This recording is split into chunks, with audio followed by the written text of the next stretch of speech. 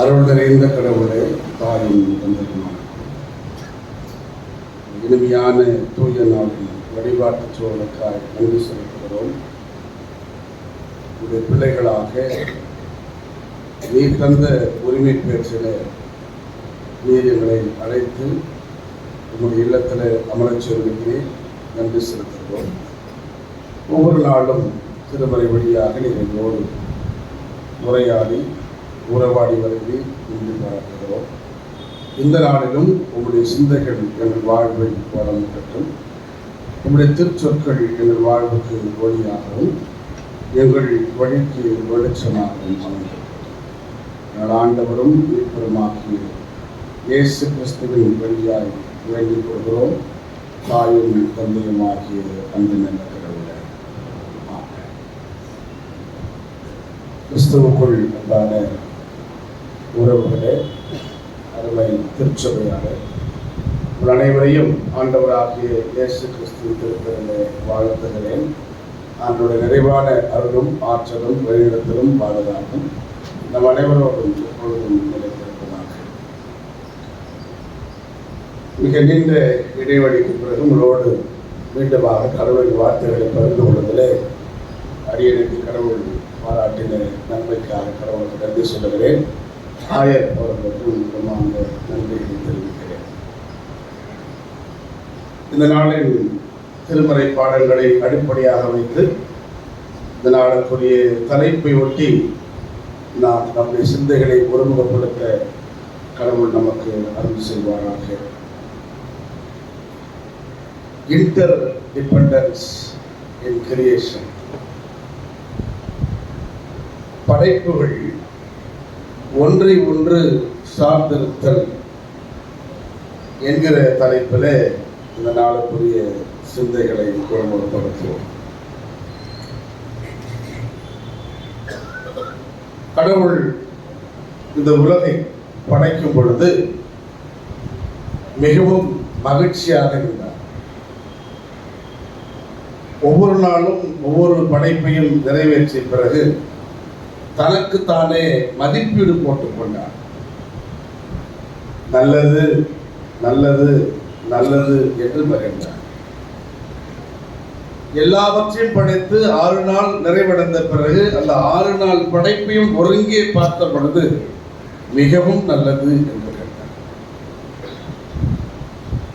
பொதுவாகவே ஒரு செயலை இன்னொருவர் மதிப்பீடு செய்து மதிப்பெண் வழங்குவார்கள்.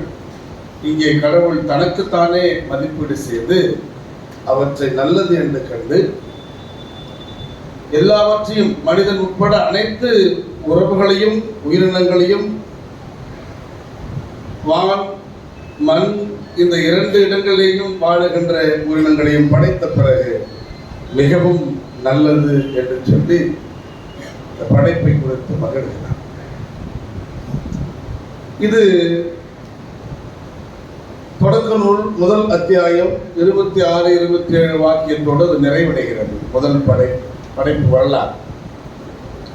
ஆனால் திருமறையில 2ஆம் அத்தியாயத்தில் இன்னொரு படைப்பு வரலாறை பதிவிடுகிறார்கள். அந்த இன்னொரு படைப்பு வரலாறுன்றது செகண்ட் கிரியேஷன் கிடையாது.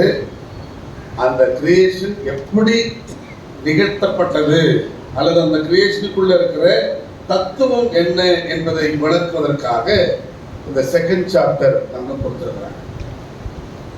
செகண்ட் சாப்டருடைய தலைப்பே என்னன்னா ஆண் பெண் படைப்பு. அதான் தலைப்பு.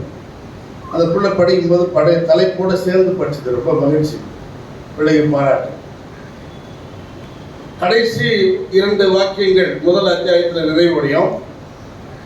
அது 7ஆம் நாளை கடவுள் ஆசீர்வதித்து அதற்கென்று சிறப்பு அந்தஸ்தை கொடுத்து ஓய்ந்திருந்தார் என்கிற நிலையோடு முடியும். இதுதான் படைப்பின் வரலாறு என்று சொல்லி முடித்துவிட்டு ஆண் பெண் படைப்பை குறித்த சொல்லும் பொழுதுதான் இந்த படைப்பில் இருக்கிற தத்துவத்தை கடவுள் எடுத்து இயம்புகிறார். மனிதனை படைப்பதற்கு முன்னதாக கடவுள் இந்த உலகத்தில் அனைத்து உயிரினங்களையும் படைக்கிறார். அதிலேயும் குறிப்பாக மனிதனுக்கு தகுந்த துணை உருவாக்க வேண்டும் என்று தனக்குள் தீர்மானித்த கடவுள் அந்த தகுந்த துணையை உருவாக்குவதற்கு முன்னதாக இடையில படைத்த அத்தனை படைப்புகளும் கொண்டு வந்து மனிதன் அவற்றோடு எவ்வாறு உறவாடுகிறான், மனிதன் அவற்றுக்கு என்ன பெயரிடுகிறான் என்று கடவுள் சோதித்து பார்க்கிறார். இந்த உறவு இந்த மற்ற படைப்புகளுக்கும் மனிதனுக்கும் இடையே தகுந்த துணையை உருவாக்கும் முன்னதாக கொடுக்கப்படுகிற இந்த வாய்ப்பு என்பது அந்த படைப்புகளிலே ஏற்கனவே கடவுளுடைய திருவுளம் எவ்வாறு நிறைவேறி இருக்கிறது, எவ்வாறு படைப்புகள் ஒன்றை ஒன்று சார்ந்து வாழுகின்றன, எவ்வாறு ஒன்றை ஒன்று தாங்கி நடத்துகின்றன, இல்லற வாழ்க்கையினுடைய உயர்ந்த தன்மை விலங்குகளிலே எவ்வாறு வெளிப்படுகிறது, ஆண் பெண் உறவு எவ்வாறு மதிப்பீடு செய்யப்படுகிறது என்பதையெல்லாம் மனிதன் தனக்கு ஏற்ற துணையை பார்ப்பதற்கு முன்னதாகவே இந்த மற்ற உயிரினங்கள் வழியாக கற்றுக்கொள்ளுகிறான்.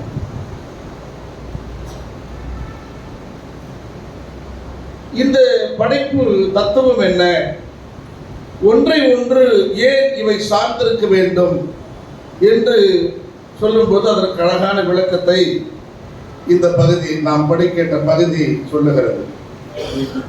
மனிதனை படைப்பதற்கு முன்னதாக இந்த உலகத்தில் கடவுள் விண்ணையும் மண்ணையும் உருவாக்கி மண்ணில் இருந்த நீர்த்திரளை ஒரு பக்கமாய் தள்ளி தரையை உருவாக்கினார். அந்த தரையில புல் பூண்டுகள் எதுவும் வளராமல் இருந்தது அல்லது முளைக்காமல் இருந்தது.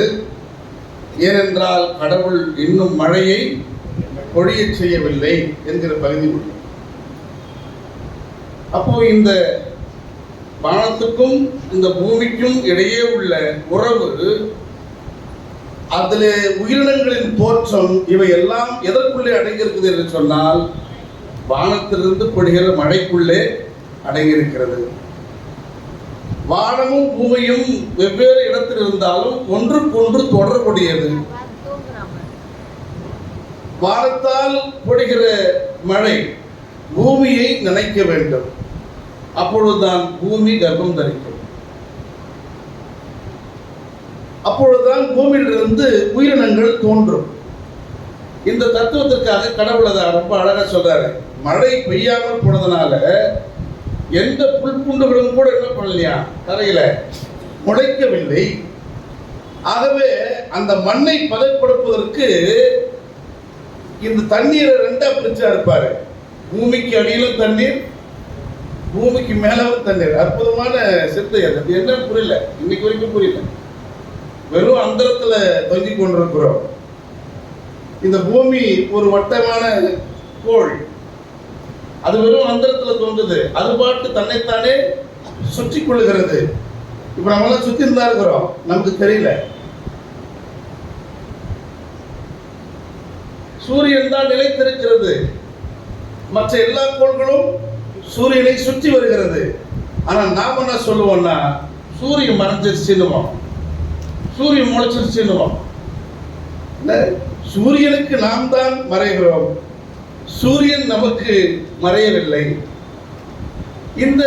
இந்த அழகான பூமி என்கிற கோளிலே உயிரினங்கள் தோன்றுவதற்கான வாய்ப்பை கடவுள் உருவாக்கி, அந்த உயிரினங்களுக்கு தண்ணீர் தேவை.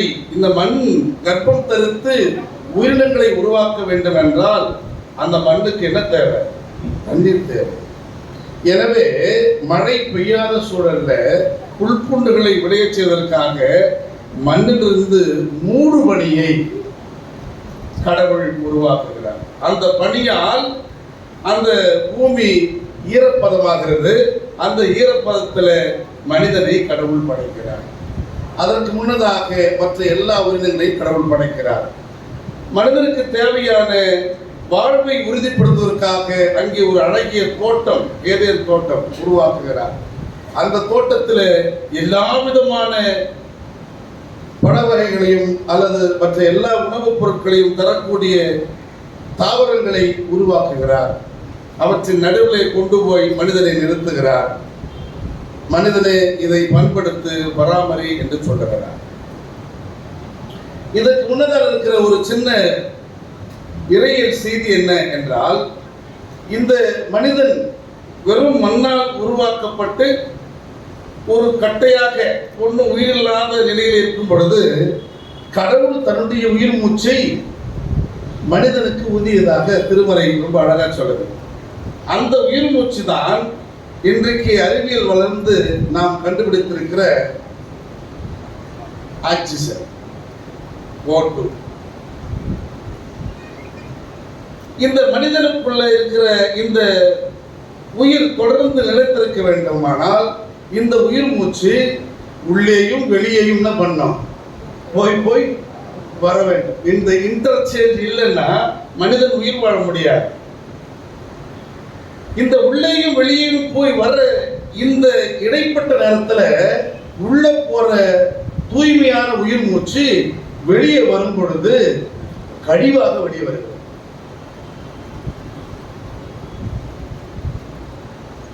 சும்மா ஒவ்வொரு முறையும் நம்ம உயிர் மூச்சு விடும் பொழுதும் நமக்குள்ள வர்றது எல்லாமே நச்சு, விஷம்.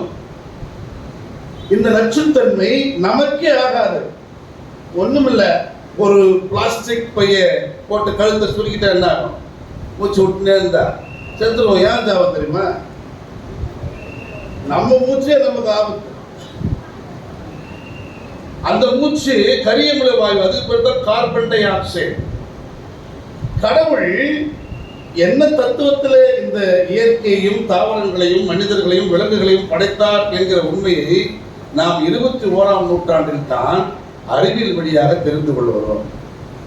என்ன அறிவியல் என்றால், மனிதன் உயிர் மூச்சாக பெற்றுக்கொள்கிற காற்று அது தூய்மையான காற்று என்று மதிப்பிடுகிறோம்.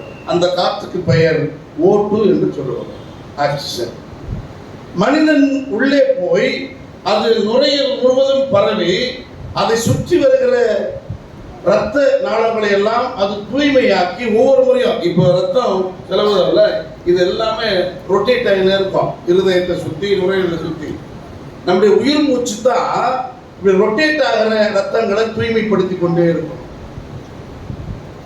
அது அறிவியல் படிச்ச பிள்ளைகளுக்கு தெரியும். ஒவ்வொரு முறையும் உயிர் மூச்சு உள்ளே போகும்போது வெளியே வரும்பொழுதும் ரத்தத்தில் இருக்கிற நச்சுக்களை, பயன்படுத்தப்பட்ட உயிர் சத்துக்களை வெளியேற்றுவதற்காக அதை தூய்மைப்படுத்தி அதில் இருக்கிற நச்சுத்தன்மையை உறிஞ்சி காற்றின் வழியா வெளியேறுகிறது. இப்போ உடல்ல பயன்படுற எனர்ஜி, அந்த எனர்ஜி எல்லாம் அப்படியே உருமாற்றம் பெற்று காற்றாக, வெறும் காற்றாக அது உருவம் பெற்று வெளியே வருது. வெளியே வர்றது அவ்வளவு நச்சு. அதனால தான் அதை கண்டுபிடிச்சு கார்பன் டை ஆக்சைடு போடுறாங்க. இந்த ஆக்சிஜனும் கார்பன் டை ஆக்சைடும் இது மாறி மாறி உள்ளே போய் வெளியே வருகிறது. இந்த கார்பன் டை ஆக்சைடு என்ன ஆகும்? இது தொடர்ந்து இந்த விண்வெளியில அல்லது இந்த பூமியில பரப்பப்படுமானால் இதன் நிலைமை என்ன ஆகும்னா சுத்தமா பெரிய பிரச்சனை ஆகும். அப்போ இதை வளிமண்டலம் மாற்றி அமைப்பதற்கு கடவுள் ஒரு தத்துவத்தை இயற்கை வழியாக கொடுத்திருக்கிறார்.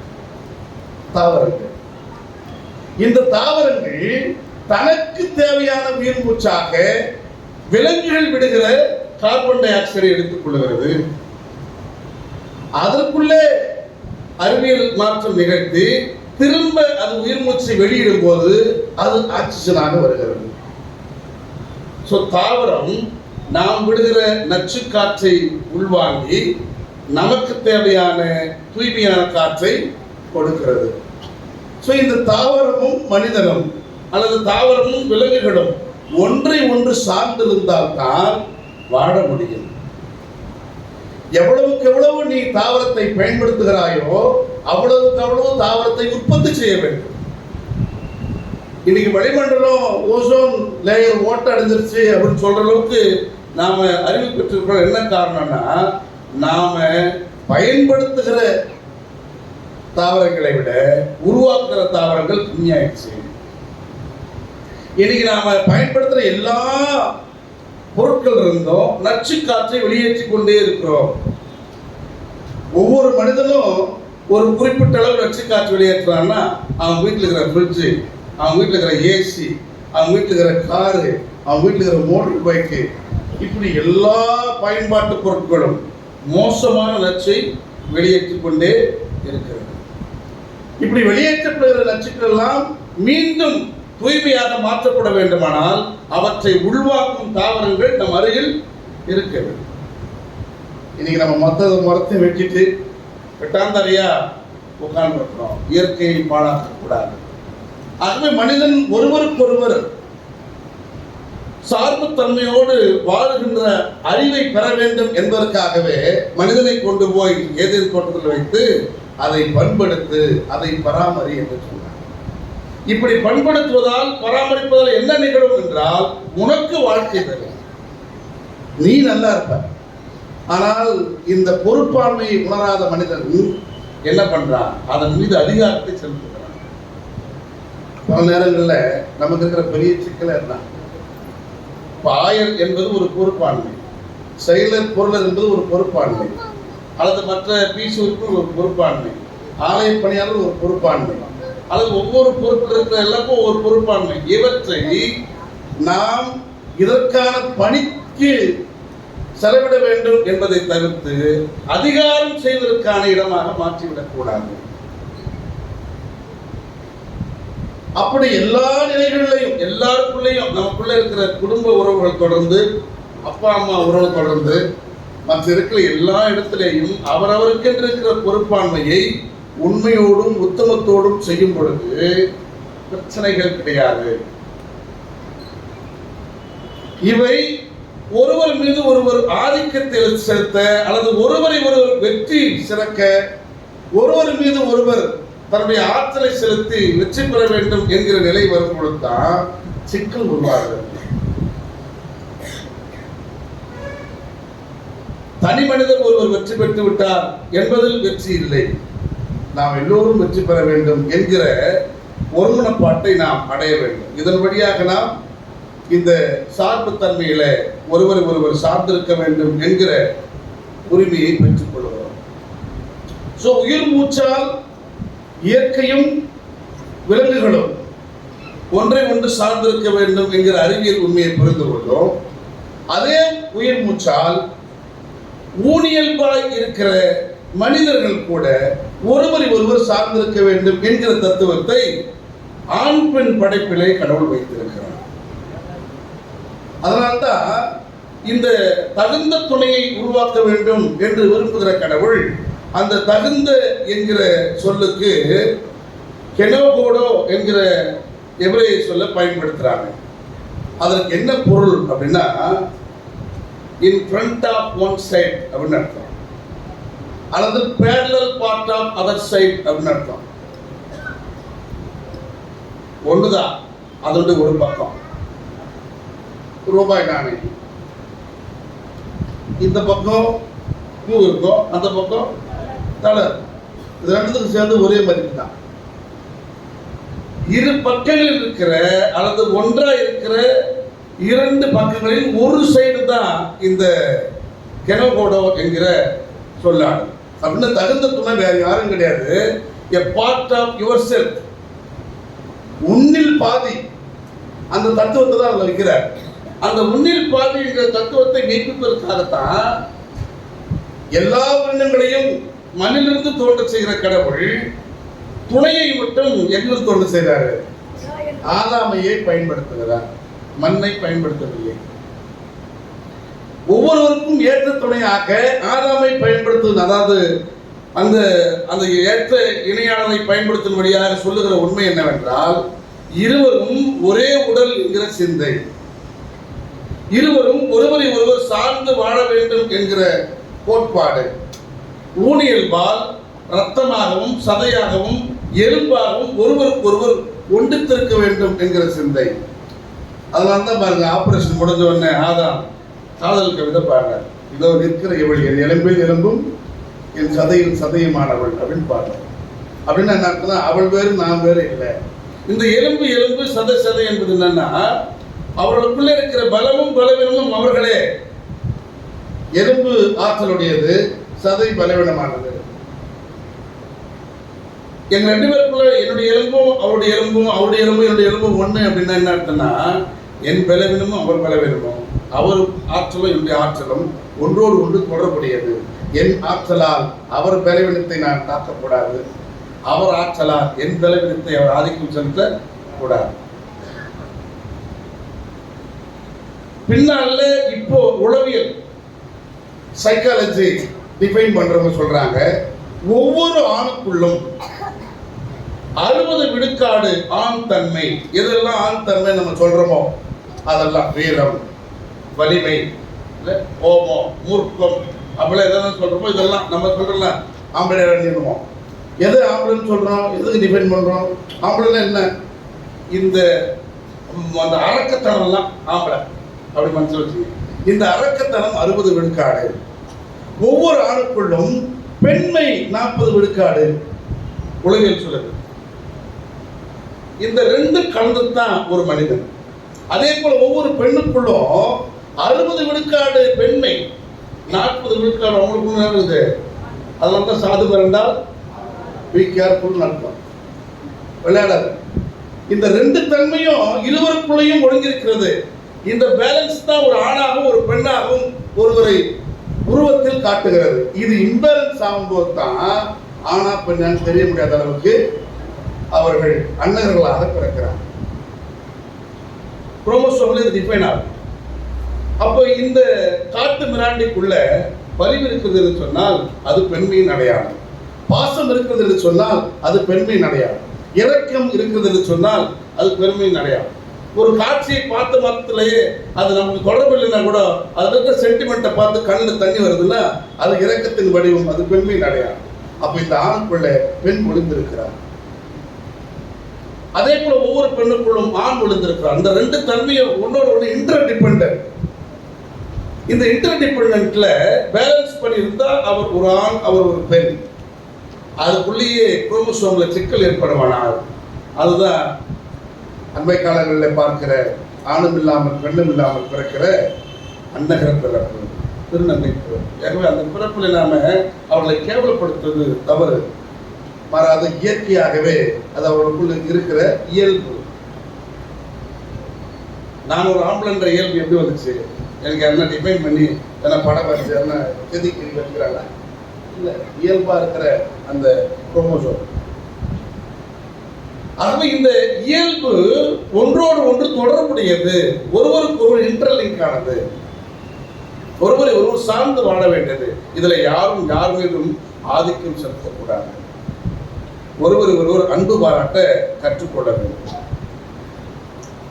அடுத்ததாக ஆண்டவர் இயேசு கிறிஸ்து சொல்லுகிற ஓமை. மத்தேயு 13ஆம் அத்தியாயத்துல 7 ஓமைகளை ஆண்டவர் சொல்லுவார். அதாவது மத்தேயு முழுசும் பார்த்தீங்கன்னா 5 பெரும் உரைகள், ரொம்ப நீண்ட அருளுரை ஆட்சி இருப்பார். அதுல 3வது பெரும் உரை தான். மீதி இருக்கிற 4 என்னன்றதை நீங்க கண்டுபிடிக்க. இந்த பெருமுறையில 7 ஓமைகள். இந்த 7 ஓமைகளும் இறையரசு சார்ந்த ஓமைகள். ஓமை என்ன பொருள்னா, தெரிந்த சில தகவல்களை வைத்து தெரியாத உண்மைகளை புலப்படுத்துவது. விவசாயி தெரியும், விதை தெரியும், நெல்லு தெரியும், நிலம் தெரியும். இது அன்றாடம் உழைக்கிற சாதாரண மக்களுக்கு தெரிந்த ஒன்று. இதை வைத்து கடவுள் கிறிஸ்துவின் வழியாக ஒரு சித்தாந்தத்தை கற்றுக் கொடுக்கிறார். விதைக்க ஒருவன் புறப்பட்டான், அவன் தான் விவசாயி. அவன் கையில விதை இருந்தது. அந்த விதையை அவன் விதைக்கும் போது சில விதை வழியோரம் விழுந்தது, பலன் இல்லாமல் போனது. சில விதை கட்டாந்தரையாய் இருந்த இடத்துல விழுந்தது, விளைச்சல் இல்லாமல் போனது. சில விதை முட்புதர்களில் விழுந்தது, அது வளர்ந்து முட்களால் நெரிக்கப்பட்டு அது வளர முடியாமல் போனது. சில விதை நல்ல நிலத்தில் விழுந்தது. அப்படியானால் ஒவ்வொரு விவசாயி ஒரு விதையை கொண்டு நிலத்தில் பயிரிட்டு வெற்றி சிறக்க வேண்டுமானால் இந்த மூணும் ஒன்னோடு ஒன்று சார்ந்திருக்க வேண்டும். தனித்தனியா விவசாயி ஆற்றல் இருந்தவர் என்றால் அந்த ஆற்றலால் மட்டுமே ஒரு விதையை அவரால் என்ன பண்ண முடியாது, விளைவிக்க செய்ய முடியாது. விதை வீரியம் உள்ளது என்பது உண்மையானால் அந்த வீரியம் உள்ள விதை எந்த இடத்தில் விழுந்தால் விளையுமோ அங்கதான் விளையும். கண்ட இடத்துல விழுந்துட்டு அது விளைய செய்ய வாய்ப்பு கிடையாது. பண்படுத்தப்பட்ட நிலமாகவே இருந்தாலும் அந்த நிலம் வெறுமனே தானாக என்ன பண்ணாது, விளைச்சலை கொடுக்காது. அதற்குள்ளே விதை வர வேண்டும். ஆகவே இந்த மூன்றும் ஒன்றோடு ஒன்று சார்புல இருந்தால்தான் விளைச்சலை நாம் நிறைவாக பெற முடியும். இறையரசும் இப்படித்தான். கடவுளின் வார்த்தைகள் போதிக்கப்படுகின்றன. போதிக்கப்படுகிற வார்த்தைகள் ஆற்றல் நிறைந்த வார்த்தைகள் தான். போதிக்கிற விவசாயியும் ஆற்றல் நிறைந்த போதகன் தான். ஆனால் இந்த வார்த்தைகள் எந்த நிலத்தில் விடுகிறதோ அதை பொறுத்துதான் விளைச்சல். அது வெறும் கட்டாந்தரையா இருந்தால் இது எந்த பலனையும் கொடுக்காது. இங்க வாங்கி என்ன பண்ணோம், இங்க விட்டு போயின்னு இருக்கோம். அது வெறும் முட்புதர் என்றால் அது வாங்குற மாதிரி வாங்கும், வளர்ற மாதிரி வளர்க்கும். அதுக்குள்ள இருக்கிற இந்த தீய ஆற்றல் அதை போட்டு என்ன பண்ணோம், நொறுக்கி தள்ளிடும். ஒரு அற்பமான ஒரு அரை வேக்காட்டு விவசாயி விசுவாசமா இருந்தா அவர் உடனே அதை கிராஸ் பண்ணிக்குவாரா, சிறப்பியா கை தட்டுக்குவார். இன்னைக்கு வாரி சொல்லி என்னைக்கு மேலே அனுப்புவாரு, மறுநாள் அதை மறந்துடுவார். அடுத்த நிமிஷம் ஒரு அப்பவே கூட கேளுங்களேன். சில பேர் சொல்லுவாங்க, ஐயா ரொம்ப நேரம் செய்துலாம் என்ன எது பிடிச்ச ஸ்கூல்ல எதையுமே டிபெண்ட் பண்ணி சொல்ல முடியாது. அப்ப நம்ம உள்ள சரியாக உட்கிரகிக்கவில்லை. அப்படி உட்கிரகிக்க முடியாத வார்த்தையின் விதை உன் நிலத்தில் விழுந்தால் கூட அது பாறையா இருப்பதனால கொஞ்சம் முளைச்சு வேற ஒரு ஆற்றல், அதை விட பெரிய ஆற்றல் சூரியன் சுட்டரிக்கிற ஆற்றல் வந்து விட்டால் அதை சாகடித்து விடும். ஆகவே நல்ல நிலங்கள் தான் விளைச்சலை கொடுக்கும். எனவே ஒரு வேளாண்மை செய்கிற விவசாயி ஆற்றில் இருந்த விதை நல்ல நிலம், இந்த மூன்றும் தான் கடவுளின் திருவுளத்தை நிறைவேற்ற முடியுமே ஒழிய மூன்றும் ஒன்றோடு ஒன்று தொடர்பில்லாமல் இருந்தால் நிறைவேற்றவே முடியாது. ஆகவே இந்த இன்டர்லிங்கை நீங்க புரிஞ்சுங்க என்கிற செய்தியோடு இதை நிறைவு செய்யுங்க. அடுத்ததாக இன்டர்லிங்க் கடவுளுக்கும் மனிதனுக்கும் கூட உண்டு என்பதை இயேசுவின் வழியாக நாம் புரிந்து கொள்கிறோம். பொதுவாகவே மனித இயல்பு வேறு, கடவுள் தன்மை வேறு என்று நினைக்கிற இந்த உலக வழக்கிலிருந்து இல்லை இல்லை, எல்லா மனிதனுக்குள்ளும் கடவுளின் தன்மை இருக்கிறது என்பதை மெய்ப்பிக்கவே கிறிஸ்து பிறந்தார். நம்ம இதை சொல்லி என்ன பண்ணுவோம், அட நான் தான் கடவுளா, நான் தான் புத்தனா, நான் தான் இயேசுவா, நான் தான் காந்தியா அப்படின்னு நம்ம சமாளிச்சுன்னு போயிடுவோம். நம்ம செய்கிற தப்புகளுக்கு நம்ம அதுக்கு மேலே அதை ரைட்சியஸா அதுக்கு மேலே நியாயம் கற்பித்து விட்டு போயிடுவோம். இல்லை இல்லை, எல்லா மனிதனுக்குள்ளும் கடவுளின் தன்மையை வெளிக்கொணர வேண்டும். அது இயலாத ஒன்று இல்லை. ஏன்னா ஏற்கனவே கடவுள் உனக்குள்ளே அதை வைத்திருக்கிறார். அதனால்தான் இமேஜ் ஆஃப் காட், தன் உருவிலும் தன் சாயலிலும் படைப்போம் என்று தீர்மானித்துத்தான் உன்னையும் என்னையும் படைத்திருக்கிறார். அப்படி படைக்கப்பட்ட எந்த மனிதனுக்குள்ளும் இறைத்தன்மை இல்லாமல் இல்லை, இருக்கிறது. ஆனால் சூழல் தான் அந்த இறைத்தன்மையை சாகடித்து உனக்குள் இருக்கிற அரக்கத்தன்மைக்கு என்ன பண்ணுது, தீனி போடுகிறது. எனவே உன்னில் இருக்கிற இறைத்தன்மை வெளிப்படுவதே இல்லை. சூழல்களுக்கு நீ பலியாகிறாய். அப்படி பலியாகும் பொழுது உன்னில் இருக்கிற இறைமை, உன்னில் இருக்கிற கடவுளின் சிந்தை வெளிப்படுவதே இல்லை. அதனால நீ கெட்டவனால கிடையாது. ஒரு பழைய கதை, புராண கதை தான், அதை கதையா தான் சொல்லுவாங்க. நம்ம இதுல அப்ளை பண்ணி பார்க்கலாம். மகாபாரதத்துல 2 கேரக்டர், ஒன்னு ஹீரோ, இன்னொன்னு வில்லன். ஹீரோ யாரு, நம்ம பஞ்சபாண்டவர்கள் யார் தலைவர்? பெரியவர் தர்மர். அவர் கொஞ்சம் கூட அப்பழுக்கு இல்லாத தூய்மையானவர் அப்படின்னு அதுல சொல்றாரு. அவன் தான் தர்மர் இருக்கான். வில்லன் யாரு? சூப்பரா வில்லன் நமக்கு தெரியுது. படிச்சு இத்தனைக்கு 100 பேர் அவங்க. யாரு? வில்லன் குடும்பம் 100 பேரு. வில்லனை அழகா காயின் பண்றாங்க. ஹீரோல 5 பேர் தான் ஹீரோ குடும்பத்துல. அந்த 5 பேர்ல ஒருத்தர் நம்மளால காயின் பண்ண முடியல. ரைட், இதுதான் நம்முடைய உளவியல். புரிந்துங்க. துரியோதனன் இந்த 2 பேரையும் ஒரு மகா விஷ்ணு கூப்பிட்டு இந்த உலகத்துக்குள்ள அவங்களை அனுப்பி ஒரு பரீட்சை செய்யறாங்க. என்ன பரீட்சை அப்படின்னா, தர்மனே, நீ உள்ளபடி 100 விழுக்காடு தூய்மையானவன். உன்னால எதையுமே நச்சுத்தன்மையோடு பார்க்க முடியாது. இந்த உலகம் உன் கண்ணில் இருக்கிறது. நீ இப்போ இந்த உலகத்தில் இருக்கிற எல்லா மனிதர்களும் தனித்தனியா என்ன பண்ண சந்திச்சு ஒரு கெட்டவனை எனக்கு முன்னால் கொண்டு வா. ஒரு கெட்டவனை எனக்கு முன்னால கொண்டு வா.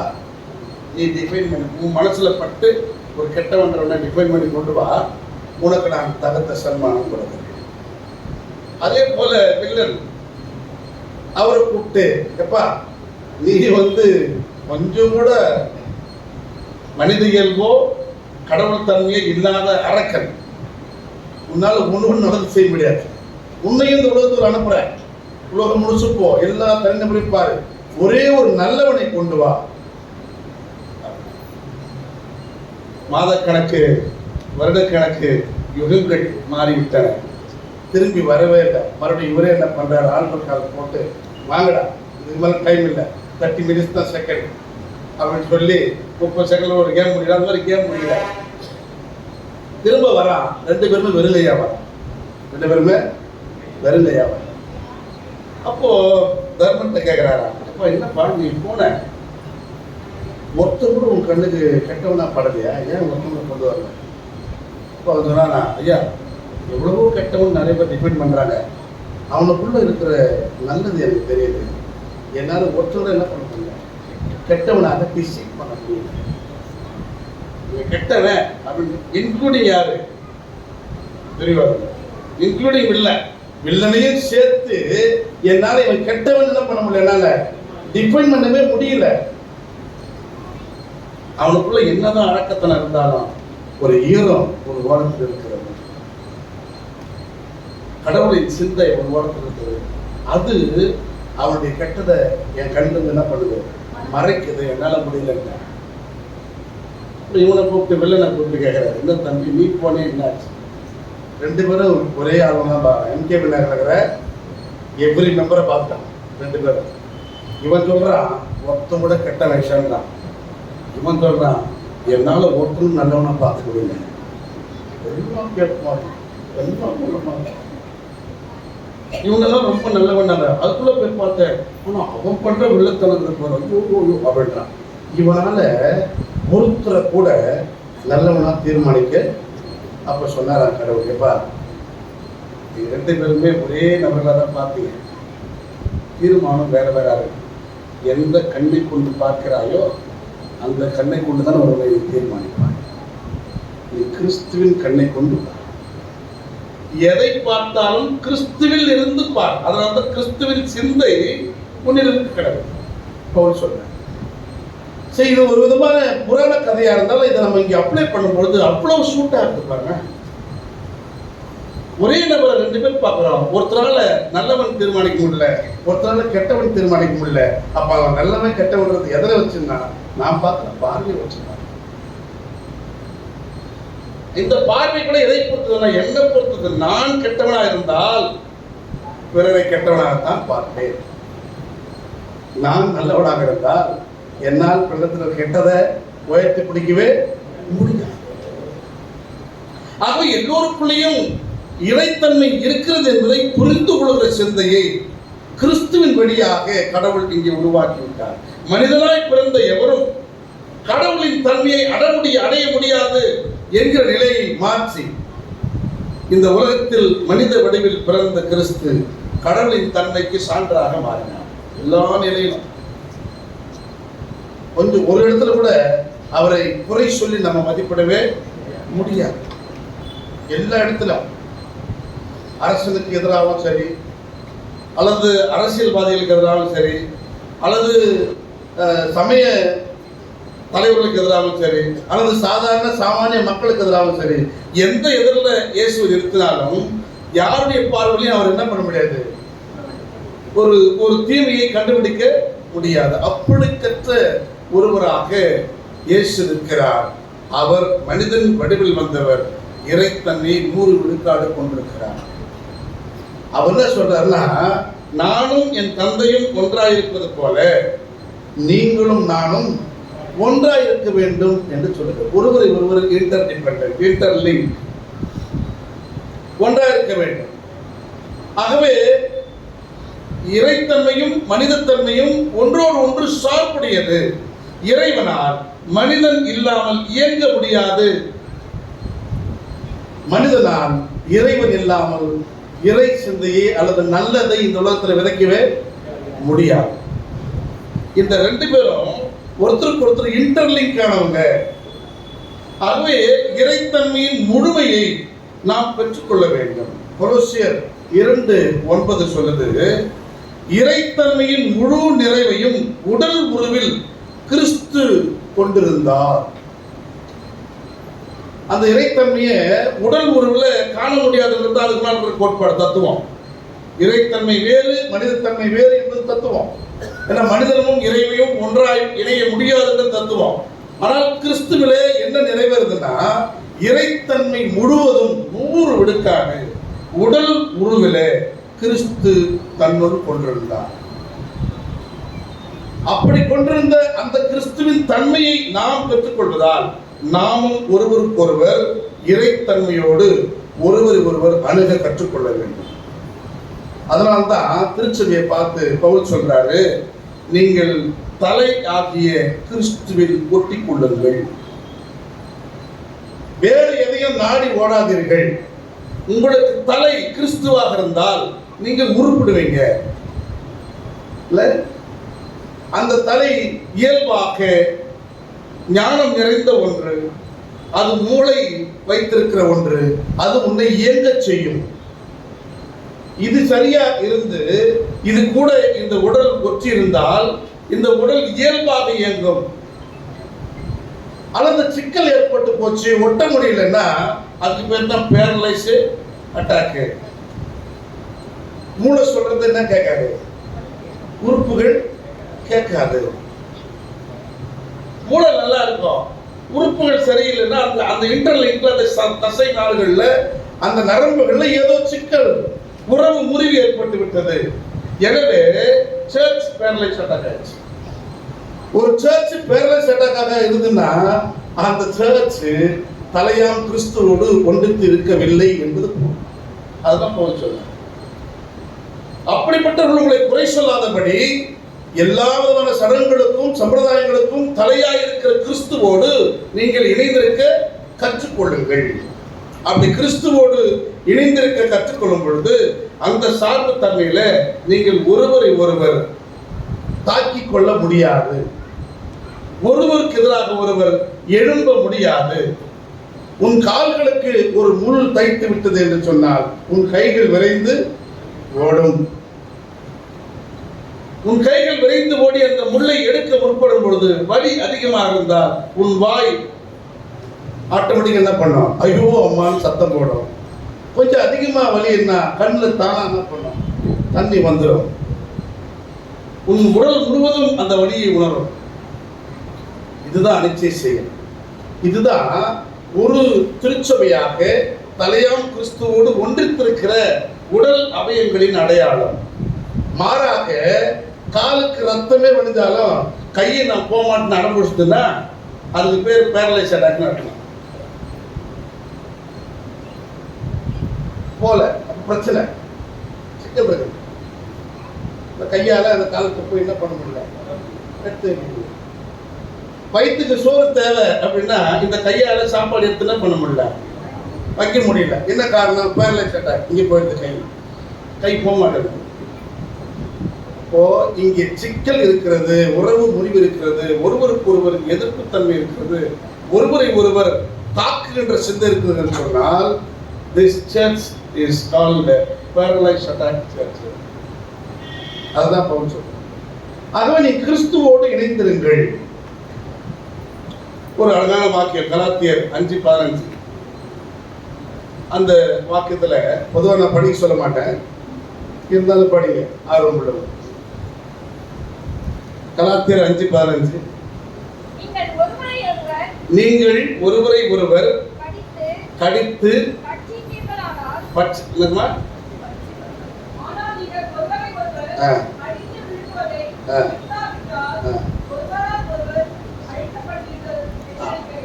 நீங்கள் திருச்சியில் பார்த்து சொல்றாரு, நீங்கள் ஒருவரை ஒருவர் கடித்து விழுங்குவதை நிறுத்தாவிட்டால் ஒருவரால் ஒருவர் நீங்களே அழிந்து போவீர்கள். யாரும் உங்களை அடிக்க வேண்டிய அவசியமே இல்லை. லிட்டரலா சொல்லனா கட்சி மின்னு தூப்புறம் பத்தியா, ஒருத்தர் மேல ஒருத்தர் காண்டு வச்சுக்கின்னு ஒருத்தர் கட்சி தூக்கி இருக்கு. அப்படி ஒருவரை ஒருவர் நீங்கள் கடித்து விழுங்கும் நிலையை நிறுத்தாவிட்டால் இந்த திருச்சபை அல்லது இந்த சமூகம் வேறு யாரை கொண்டும் அழிக்கப்பட வேண்டிய தேவை இல்லை. நீங்களே நீங்களாக அழிந்து போவீர்கள். அங்க இருக்கிற பிரச்சனை என்ன அப்படின்னா, கிறிஸ்து என்னும் தலையோடு இந்த உடல் சார்பு தன்மையோடு இல்லை, இருப்பதை போல காட்டிக் கொள்ளுகிறது, ஆனால் அது போலியாக இருக்கிறது. அதான் பவுல் கடுமையா சொல்றாரு. ஆகவே நீங்கள் அன்பு உறவுகளே, ஒருவரை ஒருவர் கடித்து விழுங்குகின்ற அல்லது கடித்து அம்மா சொல்ற போற பட்சிக்கின்ற அந்த செயல்பாட்டை விட்டு விடுங்கள். ஏனென்றால் நீங்கள் வெவ்வேறு உடலின் அவயங்கள் அல்ல, ஒரே உடலின் அவயங்கள். உங்களுக்கு 10 தலை இல்லை, ஒரே தலை. அந்த தலைதான் கிறிஸ்து. இந்த கிறிஸ்து இறைத்தன்மையின் முழு வடிவத்தையும் தன் உடல் உருவில் கொண்டிருக்கிறார். அப்படி அவர் கிறிஸ்து உடல் இறைத்தன்மை முழுவதும் உடல் உருவில் கொண்டிருக்கிறார் என்பது உண்மையானால் அதற்கு சான்றுகள் வேறு யாரும் இல்லை, நீங்களும் தான். உங்கள் வழியாக என் வழியாகத்தான் கிறிஸ்து செயல்பட முடியும். உங்கள் வழியாக என் வழியாகத்தான் கடவுளின் திருவுளம் நிறைவேற்றப்பட வேண்டும். அதற்காகத்தான் நாம் சிறப்பாக அழைக்கப்பட்டிருக்கிறோம். நமக்கும் வெளியில் இருக்கிற மற்றவர்களுக்கு என்ன பெரிய வித்தியாசம்னா ஒன்றும் கிடையாது. Doing the will of God, அவ்வளவுதான். அதுக்காக அவங்க எல்லாம் ஒதுக்கப்பட்டவங்க, நாமெல்லாம் செலக்டட் பீப்புள் அப்படிலாம் கிடையாது. அவர்களையும் இணைத்துக் கொள்ள நாம கடவுளின் தன்மையை அவங்க கிட்ட வெளிப்படுத்தல. யாரையும் இங்கே புறந்தல்வது நம்முடைய வேலை இல்லை, எல்லோரையும் இணைத்துக் கொள்வது நம்முடைய வேலை. ஆகவே அன்புக்குரிய உறவுகளே, படைப்பு எப்படி உயிர் வாழ வேண்டும் என்றால் ஒன்றோடு ஒன்று சார்ந்திருக்க வேண்டுமோ, மனிதன் எப்படி மூர்க்கத்தன்மையும் மென்மைத்தன்மையும் ஒன்றுக்குள் ஒன்று ஒளிந்திருக்கிறதோ, ஒன்றை ஒன்று சார்ந்திருக்கிறதோ, அது பேலன்ஸா இருக்கிறதோ, அது இம்பேலன்ஸ் ஆனா அந்த பிறப்பை கேள்விக்குறியாயிடுது இல்லை. அதுபோல ஒருவருக்கு ஒருவர் எலும்பில் எலும்பாகவும் சதையில் சதையாகவும் ஒன்றித்து பிணைந்து வாழுகிற இரண்டரை கலக்கிற ஒன்றாக. அதனால தான் பவுல் சொல்றது என் கிறிஸ்டோஸ் சொல்ல அடிக்கடி. என் கிறிஸ்டோஸ்ன்னு என்ன சொல்றேன்னா இரண்டரை கலத்தல், கிறிஸ்துவுக்குள் அப்படின்னா இன்செப்பரபிள் அப்படின்னா அதை செப்பரேட் பண்ணவே முடியாது. கிறிஸ்துவுக்கும் நமக்கும் உள்ள உறவை என்ன பண்ண முடியாதா, தனித்தனிக்கா பிரிச்சு பிரிச்சு பார்க்கவே முடியாது.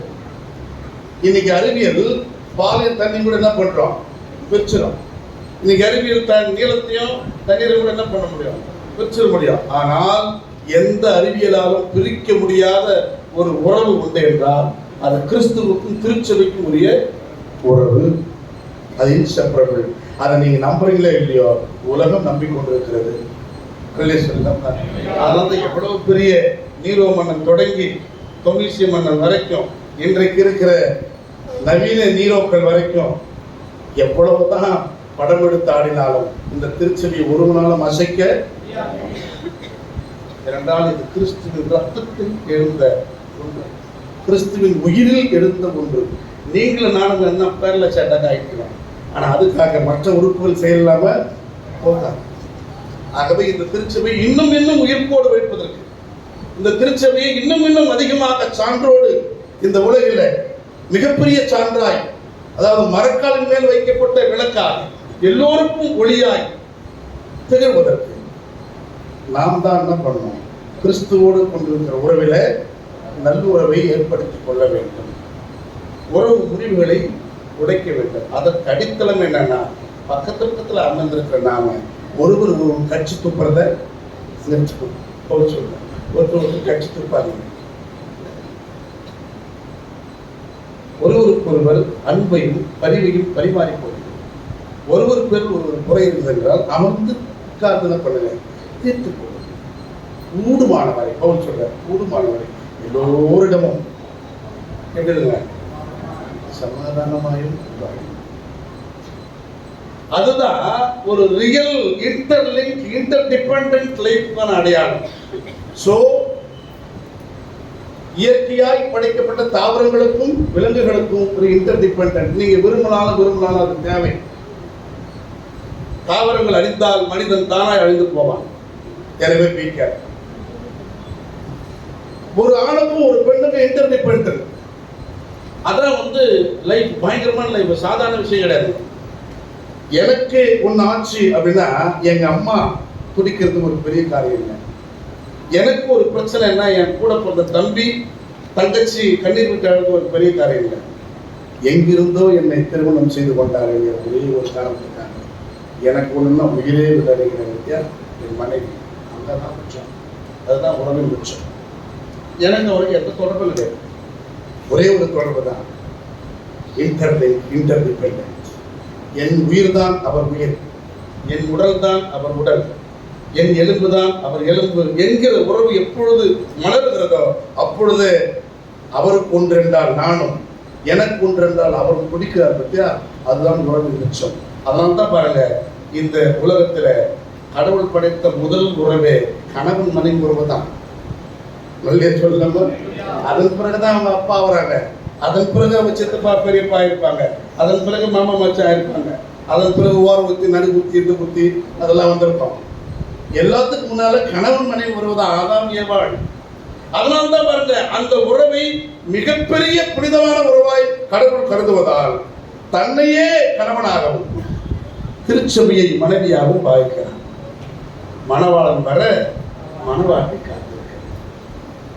இந்த லைஃப், இந்த இன்டர்டிபெண்டன்ட் லைஃபை வெறும் ஆண் பெண்ணுக்கு மட்டும் கணவன் மனைவியோடு மட்டும் நிறுத்தாம திருச்சபைக்கும் கடவுளுக்கும் இடையான உறவாக கடவுள் மாற்றுகிறார். எனவேதான் ஓசியா 2ஆம் அத்தியாயம் 18, 19, 20, 3 வாக்கியங்களை பார்த்தீங்கன்னா, ஓ இஸ்ரவேலே, திருச்சபையே, உன்னோடு நான் மாறாத ஒப்பந்தத்தை செய்ய போகிறேன். There is no end. அந்த ஒப்பந்தத்துக்கு எல்லையே கிடையாது. அது என்ன ஒப்பந்தம்னா திருமண ஒப்பந்தம். நான் தான் கணவன், நீ மனைவி, வா திருமணம் செய்து வைக்கலாம். இந்த திருமணத்துக்கு தொடக்கம் மட்டும் தான் உண்டு, முடிவே கிடையாது. இல்லை, இன்னைக்கு நாம தான் பிசாசு அதை என்ன பண்றோம், டிவோர்ஷன் பேர்ல முடிவாக்கிறது. அப்படியே ஆனாலும் அது வெறும் லிட்டரல் தான். நமக்கு சாட்சியா இருக்கிற குழந்தைங்க, அதுக்கு குழந்தைங்க உருள் வரைக்கும் நீங்க நான் தான் கணவன் மனைவின்றதை யாராலும் என்ன பண்ண முடியாது, அடிக்கவே முடியாது. இன்றைக்கு ஆதாம் ஏவாள் எத்தனையோ ஆண்டுகள் கடந்து அவர்கள் தான், அவர்கள் சாரால் அவர்கள் தான். இந்த கணவன் மனைவி உறவு தொடக்கம் மட்டும்தான் உண்டு, முடிவே கிடையாது. அப்படிதான் திருச்சபை கடவுள் உறவும் தொடக்கம் மட்டுமே உண்டு, முடிவில்லாத காலத்துக்குமான உறவு. ஆகவே அன்புக்குரிய உறவு கிடையாது.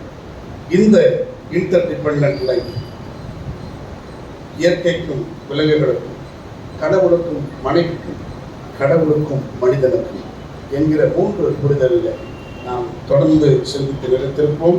அந்த புரிதலோடு நம்முடைய திருச்சபையை உயிர்ப்போடு வைப்போம். நம்ம திருச்சபை ஒரு நாளும் தலையோடு ஒன்றித்திராத மற்ற நபர்களைப் போலெல்லாம் தலையோடு ஒன்றித்திருக்கிற உடல்களாக, உடல் அவயங்களாக நிலைத்திருக்க கடவுள் நமக்கு அருள் செய்வாராக. ஆமென்.